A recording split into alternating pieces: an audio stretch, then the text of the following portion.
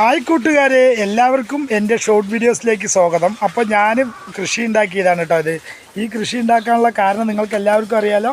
എൻ്റെ ഹൈമാവതി അമ്മ കൃഷി വ്ളോഗില്ലേ, അമ്മ പറഞ്ഞിട്ടാണ് ഞാൻ വെണ്ടയ്ക്ക കൃഷി വെച്ചത്.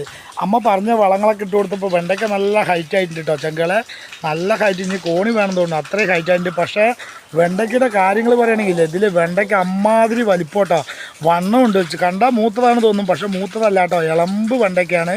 അപ്പോൾ ഞാൻ കുറച്ച് പറിച്ച് വെച്ചിട്ടുണ്ട്, അത് ഞാൻ കാണിച്ചു തരാം. അത് പറിച്ചതിന് ശേഷമാണ് ഞാൻ വീഡിയോസ് എടുക്കാൻ എനിക്കൊരു ഓർമ്മ വന്നത്. അപ്പോൾ നിങ്ങൾക്ക് എല്ലാവർക്കും കാണിച്ചു തരാം കേട്ടോ. ചെങ്കളെ മൂന്ന് ദിവസം കഴിയുമ്പോൾ വിളവെടുപ്പ് എടുക്കാം. നല്ല അടിപൊളി വെണ്ടയ്ക്കതാ, തൊടുമ്പോൾ തന്നെ നല്ല സ്മൂത്ത്നെസ് വെണ്ടയ്ക്കാണ്, മൂത്തതല്ല കേട്ടോ, അതൊക്കെ ഇളമ്പ് വെണ്ടയ്ക്കാണ്. ഓക്കെ, അപ്പോൾ നോക്ക്, നല്ല ഫ്രഷ് ആയിട്ടുള്ള വെണ്ടയ്ക്കാണ് കേട്ടോ. അപ്പോൾ ഇത് സമ്മാനിച്ച എൻ്റെ ഹൈമാവതി കൃഷി വ്ളോഗ് പറഞ്ഞ പോലെ ഞാൻ ചെയ്തിട്ട് വെണ്ടയ്ക്ക ഉണ്ടാക്കി തന്നത് കാരണം ഒരുപാട് നന്ദി അമ്മേ, ഒരുപാട് നന്ദി. നല്ല ഔഷധ ഗുണം, ഔഷധമല്ല എന്തായാലും കെമിക്കലില്ലാത്ത പച്ചക്കറി തിന്നാൻ സാധിച്ചതിന് അമ്മയ്ക്ക് ഒരുപാട് നന്ദി അമ്മേ.